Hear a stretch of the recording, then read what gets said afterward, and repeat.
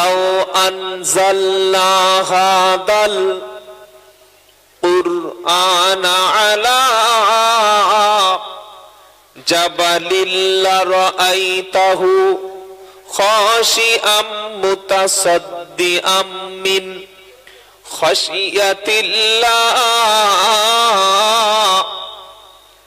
28 নম্বর পারা, 7 নম্বর পৃষ্ঠা, 7 নম্বর লাইনের 21 নম্বর আয়াত। সূরার নাম হাশর। কোন সূরা?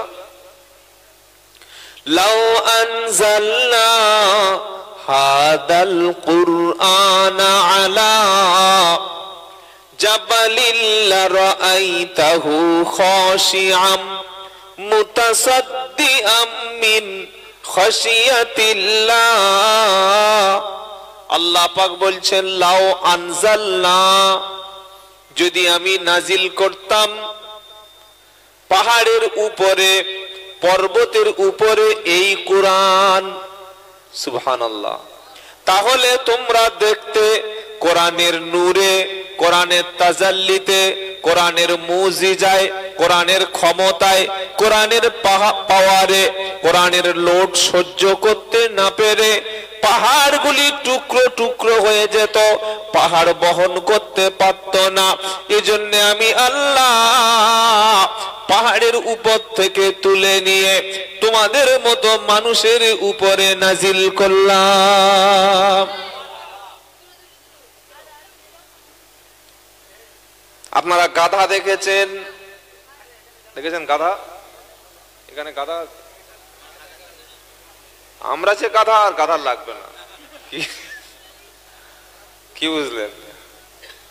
যে বাপের কথা শোনে না, স্বামীর, যে ছেলেটা বাপের কথা শোনে না, বউর কথা শোনে, ওটা কি? চলে বলো, ফার্স্ট ক্লাস গাধা, একদম ফার্স্ট ক্লাস গাধা। মায়ের কথা শোনে না কিন্তু বউয়ের কথা ফেলে না, ওটা কি? গাধা। তো গাধার পিঠে যদি এরকম একটা বড় কিতাব দেওয়া হয়, বা চিনির বস্তা, গাধার পিঠে চিনির বস্তা চাপিয়ে দেওয়া হয়েছে, খুব মিষ্টি পাবে, তাই তো? আরে বলছেন না কেন? ওই চিনি ও বহন করে যাচ্ছে সারা জীবন। এখান থেকে নিয়ে কামারপুকুরে চলে গেছে, গোঘাটে চলে গেছে, আরামবাগ চলে গেছে, গাধা পিঠে 2 বস্তা চিনি। টেস্ট টেস্ট পাচ্ছে না। মাদ্রাসায় এসে কিছু সুঘ্রাণ পেয়েছেন? পাননি? খাবারের সুঘ্রাণ। আসল সুঘ্রাণ যেটা, সেটা কোরআন। বলুন সুবহানাল্লাহ। ফজরের নামাজে আজান হয়ে গেল, নামাজটা যখন হয়ে গেল, মসজিদে আমরা বসে বসে 5 মিনিট 10 মিনিট সময় আছে, সুন্নাত নামাজ থেকে ফরজ নামাজ পর্যন্ত বসে বসে সময় নষ্ট করি, বসে বসে গল্প করি, বসে বসে দুনিয়ার কথা চিন্তা করি। অথচ এই সময় যদি দোয়া করে আমার আল্লাহ, তখন বান্দার দোয়া কবুল করেন। 2 নম্বর হলো, যদি বসে বসে আমরা মিনিমাম ইয়াসিন শরীফটা পড়তে পারি, 22 পারার শেষ অংশে, 23 পারার শুরুতে কয়েকটা পৃষ্ঠা আছে, সূরার নাম হলো সূরা ইয়াসিন। ফজরের সুন্নাত নামাজ মসজিদে পড়ার পর থেকে ইশার নামাজ, ফজরের ফরজ নামাজ পর্যন্ত 15 থেকে 20 মিনিট মাঝখানে সময় থাকে। এই সময়ের মধ্যে যদি আমরা ইয়াসিন শরীফটা পাঠ করি, এটা শুধু ইবাদত হবে না, যদি কোনো বান্দা ইয়াসিন শরীফ তেলাওয়াত করে, আমার আল্লাহ তাআলা তার আমলনামায় 10 খতম কোরআন শরীফের সওয়াব লিখে দেবে। ক খতম? এটা কি আমার থেকে বললাম? কি গো, বানিয়ে বললাম? আল্লাহ তাআলা 2টো সূরা তেলাওয়াত করেছিলেন আসমান জমিন পৃথিবী সৃষ্টির আগে। ওই 2টো সূরার নাম হলো, একটার নাম সূরা তাহা, আর একটা সূরার নাম হলো সূরাতুল ইয়াসিন। সুবহানাল্লাহ। আসমান জমিন পৃথিবী কিছুই সৃষ্টি হয়নি, না আসমান, না জমিন, না সূর্য, না চাঁদ, না গ্রহ, না ইউরেনাস, না প্লুটো, না বৃহস্পতি, কিচ্ছু ছিল না। এগুলো সৃষ্টির 1000 বছর আগে। কত বছর বাবা? 1000 বছর আগে আল্লাহ তাআলা এই সূরা ইয়াসিন এবং সূরা তাহা এই দুটি ফেরেশতাদের সামনে তেলাওয়াত করলেন। বলুন সুবহানাল্লাহ। ফেরেশতারা বললেন রব্বুল আলামিন, তাদের সৌভাগ্য কত যাদের উপরে এই সূরা দুটো নাজিল হবে। তারা কত সৌভাগ্যবান যারা জবান দিয়ে এই সূরাটা তেলাওয়াত করবে। তারা কত সৌভাগ্যবান যাদের সিনার মধ্যে এরকম বরকতময় কোরআন থাকবে। জোরে বলুন সুবহানাল্লাহ। তাহলে সূরা ইয়াসিন ফজরের সুন্নাত থেকে ফজরের ফরজ নামাজ পর্যন্ত গল্প না করে, সময় নষ্ট না করে, ফজরের দিনটা আমাদের দিনের শুরু হবে সূরাতুল ইয়াসিন দিয়ে। সূরা ইয়াসিন পড়া মানে 10 খতম কোরআন শরীফের সওয়াব। বাবাজিরা, আল্লাহওয়ালা ভাইরা, জ্ঞানী জনেরা, সুধী মানুষেরা, ন্যায়নিষ্ঠবানেরা, গাধার পিঠে চিনি দিলে যেমন গাধা টেস্ট পায় না, কোন মুসলমান কোরআন বাড়িতে রেখে না পড়লে, না অর্থ বুঝলে, আল্লাহ কি বলছেন এটা না জানার চেষ্টা করলে ওই কোরআন শুধু পড়েই যাবে, মানে আপনার বাড়িতে পড়েই থাকবে, পড়েই থাকবে, আপনি মরেই যাবেন, কোরআনের টেস্ট পাবেন না। কোরআনের টেস্ট, কোরআনের টেস্ট, কোরআনের টেস্ট পেয়েছিল বলে আবু বকর সিদ্দিক নবীর কাছে ছুটে এলো। কোরআনের সৌন্দর্যটা বুঝেছিল বলে ওমর ফারুক নবীর কাছে ছুটে এলো। কোরআনের টেস্ট বুঝেছিল বলে উসমান এবং আলী রাদিয়াল্লাহু আনহুম আজমাইন সাহাবায়ে কেরামেরা কোরআনের কাছে ছুটে এলো। এসে তারা কোরআনটা শিখে নবীর হাতে হাত দিয়ে কালেমা পড়ে মুসলমান হয়ে গেল। জোরে বলুন সুবহানাল্লাহ। আর আল্লাহ পাক ঘোষণা করছে, আমি মুমিনদের জন্য কোরআনটাকে বানিয়েছি শিফা। ওয়া নুনাজ্জিলু মিনাল কুরআনি মা হুয়া শিফাউ ওয়া রাহমাতুল লিল মুমিনিন ওয়ালা ইয়াজিদু যালিমিনা ইল্লা খাসারা। 15 পারা 9 নম্বর পৃষ্ঠা 2 নম্বর লাইনের 82 নম্বর আয়াত সূরা বানি ইসরাইল। আমার আল্লাহ বলছেন, বিশ্বে যত মুমিন আছে, বিশ্বে যত বিশ্বাসী বান্দা আছে, ও মুমিন ইমানদারেরা, বিশ্বাসীরা শোনো, তোমাদেরকে শিফা হিসাবে, সমস্ত প্রতিষেধক হিসাবে আমি আল্লাহ কোরআন পাঠিয়েছি। আর এটা তোমাদের জন্য হুদা, এটা তোমাদের জন্য পথ প্রদর্শক, এটা তোমাকে পথ দেখিয়ে জান্নাতে নিয়ে যাবে। ওয়া রাহমা, এটা হলো তোমার জন্য আল্লাহর পক্ষ থেকে দয়া। আদম থেকে আমাদের নবী পর্যন্ত হাজার হাজার নবী এসেছিলেন, কোটি কোটি উম্মত ছিল।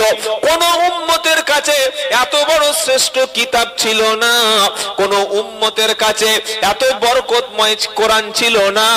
আল্লাহ বলছেন, এত বরকতময় কালাম যেটা শুনলে তোমাদের উপরে হবে রহমত। জোরে বলুন, ওয়া ইদা কুরিআল কুরআনু ফাসতামিউ লাহু ওয়া আনসিতু লাআল্লাকুম তুরহামুন। কেউ হয়তো কোরআন শেখেনি, কেউ হয়তো কোরআন পড়তে পারে না, কেউ কোরআন জানার মতো সৌভাগ্য তার হয়নি। যে মজলিসে কোরআন পড়া হচ্ছে, যে মজলিসে কুরআনুল কারীম তেলাওয়াত হচ্ছে, কোন বান্দা যদি সেখানে বসে বসে শোনে, আল্লাহ পাক শোনাচ্ছে 9 নম্বর পারা 14 নম্বর পৃষ্ঠা 12 নম্বর লাইনে 204 নম্বর আয়াত সূরার নাম আরাফ। আর আল্লাহ বলছেন, ওয়া ইদা কুরিআল কুরআনু ফাসতামিউ লাহু ওয়া আনসিতু লাআল্লাকুম তুরহামুন। যখন কোরআনুল কারীম তেলাওয়াত হবে, হে বান্দা তুমি সেখানে চুপচাপ থাকো, কোনো কথা বলো না, কোনো শব্দ করো না, ডিস্টার্ব করো না, কোনো কথা তুমি উচ্চারণ করো না, বরং তুমি ফাসতামিউ লাহু, শোনো এবং আনসিতু, চুপচাপ থাকো, শুনবে এবং চুপচাপ থাকো। যদি তুমি ধীর স্থির ভাবে কানটা এবং দিলটা, মনটা সবটুকু কোরআনের উপরে দিয়ে যদি তুমি শোনো, আশা করা যায় লাআল্লাকুম তুরহামুন, আশা করা যায় আমার রহমতটা তোমার উপরে নাজিল হবে।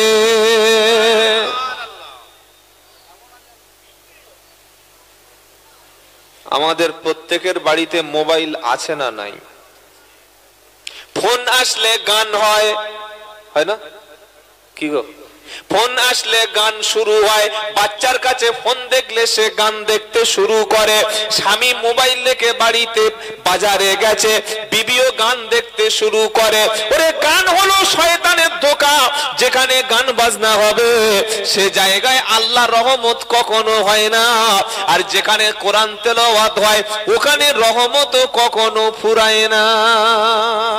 সেজন্য প্রত্যেকটা মাদ্রাসায় দেখবেন আলেম ওলামাদের উপরে আল্লাহর একটা বিশেষ রহমত থাকে।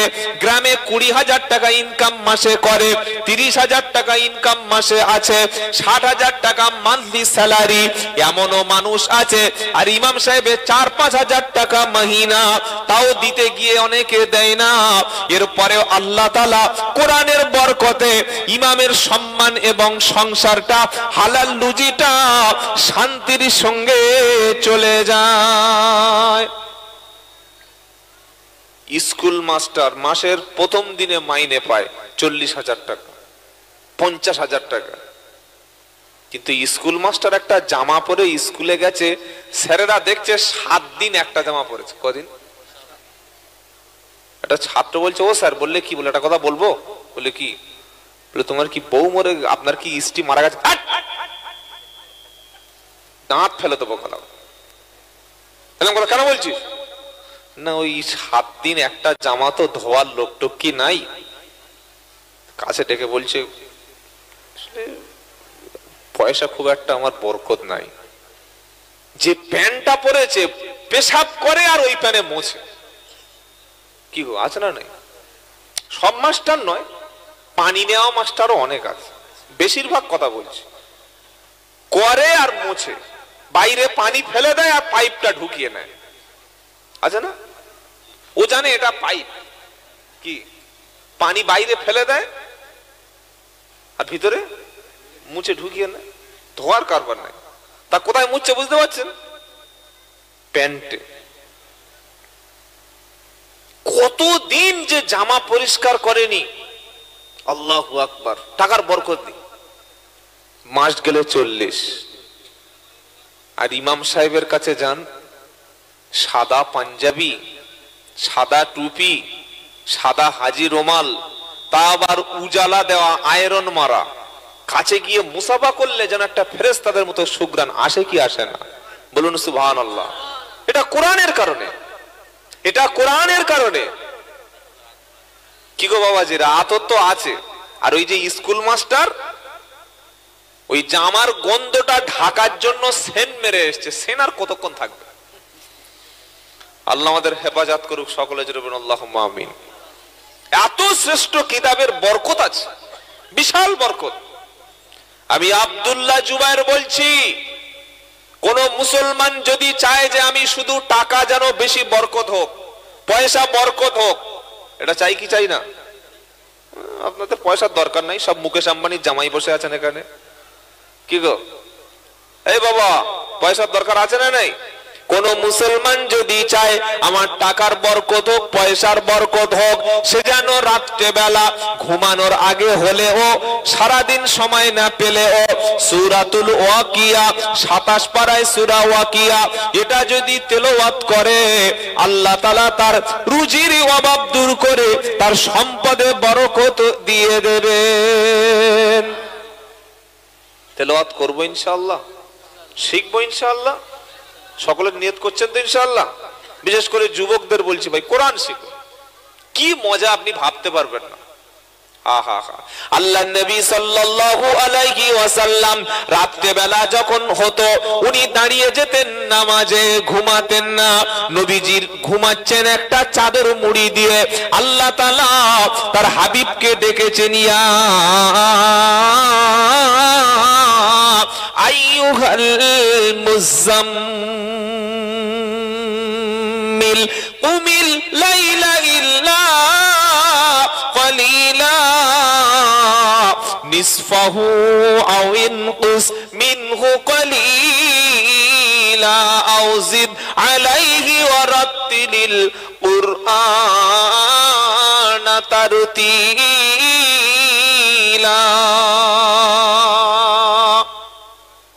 29 পারা সূরা মুজাম্মিলের 1 থেকে 4 নম্বর আয়াতে আমরা রাতে বেলা ঘুমিয়ে থাকি। ইশার নামাজ পড়ে দ্রুত ঘুমিয়ে যাওয়া সুন্নাত, আর ফজরের সময় উঠে নামাজ পড়াটা মুমিনের জন্য ফরজ। এই মুসলমানেরা, আল্লাহর নবীজি একটা চাদর মুড়ি দিয়ে ঘুমিয়ে পড়েছে, ঘুমাচ্ছে খুব ভাবে। আল্লাহর নবী সাল্লাল্লাহু আলাইহি সাল্লামকে ঘুমন্ত অবস্থায় আমার আল্লাহ বিশ্ব নবীকে ডাকতে পাঠিয়েছে। ডাকবে কে? জিব্রাইল। ডাকছেন কে? আল্লাহ। কেন ডাকছেন? নবীদের কাজ কিন্তু ঘুমানো না। আচ্ছা, আমাকে আপনারা দাওয়াত করেছেন কিছু কথা এখানে আল্লাহ তৌফিক দিলে বলার জন্য। তা আমি গাড়ি থেকে নেমে আসতে একটু দেরি গেল, প্রচুর জ্যাম ছিল রাস্তা। তো আমি খাওয়া দাওয়া করে আর একটা বললাম কমিটি ছেলেদের, ভাই একটা ব্ল্যাঙ্কেট দিন। ব্ল্যাঙ্কেট বোঝেন তো? চাদর, কম্বল দিল। এইবার ঘুমিয়ে পড়েছি। ছেলেরা বলছে, হুজুর টাইম হয়ে গেছে, পারো পারো। ঘুমানোর সময় ডিস্টার্ব। টাইম হচ্ছে কি হয়েছে? আরে 11টা বেজে গেছে, বেরো আগে ঘর রুম থেকে, পারো। চলবে তো? মানুষ ছাড়বে? আরে বলছেন না কেন? ইমাম সাহেব এশার নামাজ পড়ে শুয়েছে আর মুয়াজ্জিনকে বলছে, মুয়াজ্জিন সকাল 9টা না বাজলে ডাকবে না। মসজিদ চলবে? হ্যাঁ? আলেম যদি ঘুমিয়ে যায়, ইমাম যদি ঘুমিয়ে যায়, মুয়াজ্জিন যদি ঘুমিয়ে যায়, যেমন করে মসজিদ চলে না, নবীদের কাজ কিন্তু ঘুমানো না। নবীদের কাজ হলো মানুষের কাছে সত্যটা প্রকাশ করা। নবীদের কাজ হচ্ছে জাহান্নামী ব্যক্তিদেরকে ডেকে ডেকে জান্নাতের দিকে আনা।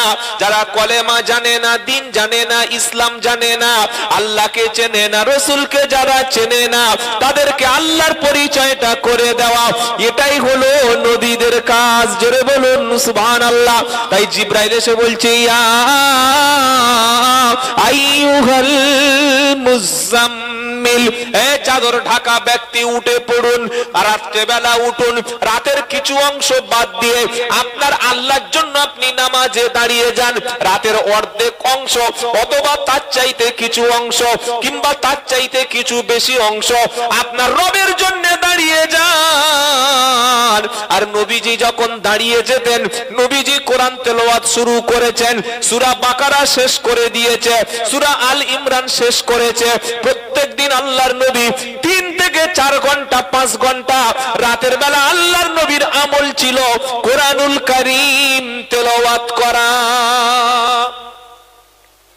প্রত্যেকদিন, এভরিডে, এটা একদম কম্পালসারি ডিউটি বিশ্ব নবীর জন্য। প্রতিদিন তিনি 3 ঘন্টা 4 ঘন্টা করে সালাত বা নামাজ আদায় করতেন এবং কোরআন তেলাওয়াত করতেন। সুবহানাল্লাহ বলতে ইচ্ছা করে না? আর আমাদের মুসলমানেরা রমজান মাস আসলে তারাবি পড়বে, তাও পড়ে না। 6 রাকাত 8 রাকাত 4 রাকাত পড়ে বাড়ি চলে গেল। আছে না নাই? আরে বলছেন না কেন? হ্যাঁ, সূরা তারাবি তাও দাঁড়ায় না, বলে হুজুর জোরে চালাও জোরে চালাও। ইমাম সাহেব চালাক। আলহামদুলিল্লাহ রাব্বিল আলামিন আর-রাহমানির রহিম মালিকিল ইয়াউমিদ্দিন আমিন। আলহামদুলিল্লাহ কাবি ওয়া বিসমিল্লাহির মাকুল আল্লাহু আকবার সামিআল্লাহু আল্লাহু আকবার। এত জোরে তারাবি শুরু করেছে, পিছন থেকে সেই ফয়জুল কাকার লুঙ্গি কখন পড়ে গেছে খবর নাই। 2 রাকাতে উঠে দেখছে লুঙ্গি নাই। কি হলো? আরে এই নামাজ হয় কি হয় না? এই নামাজটা কাপড়ের মতো পেঁচিয়ে নে তো নামাজ খা ছুঁড়ে মারা হবে। নবীজি নামাজে দাঁড়িয়ে গেছে, যখন তেলাওয়াত করবে আমার আল্লাহ বলছে নবী যখন তুমি তেলাওয়াত করবে তাড়াহুড়ার কোনো জায়গা নাই, ওয়ারাত্তিলিল কুরআন তারতিলা, থেমে থেমে তাসবিদের সঙ্গে কখনো একালিপ টান আসবে, কখনো চারালিপ টান আসবে, কখনো ইজহার হবে, কখনো ঈদগাম হবে, কখনো দম ছাড়বে, কখনো টেনে টেনে পড়বে। যখন যেভাবে পড়া সেইভাবে তুমি কোরআন পড়বে। হে মুসলমানেরা, আল্লাহওয়ালা ব্যক্তিরা, আমার জ্ঞানী জনেরা, শুধু মানুষেরা, নবীজি যখন তেলাওয়াত করতে শুরু করেছেন, আল্লাহর নবী রাতের বেলা বাইতুল্লাহ শরীফে কোরআন তেলাওয়াত করতে শুরু করেছে। চারজন নবীর বড় বড় দুশমন ছিল, একটার নাম আবু জাহাল, আরেকটার নাম আবু লাহাব, আরেকটার নাম উদবা, আরেকটার নাম সাইবা, আরেকটার নাম হলো মুগিরা। এদের কাজ হচ্ছে নবীর পিছনে সব সময় পড়ে থাকা।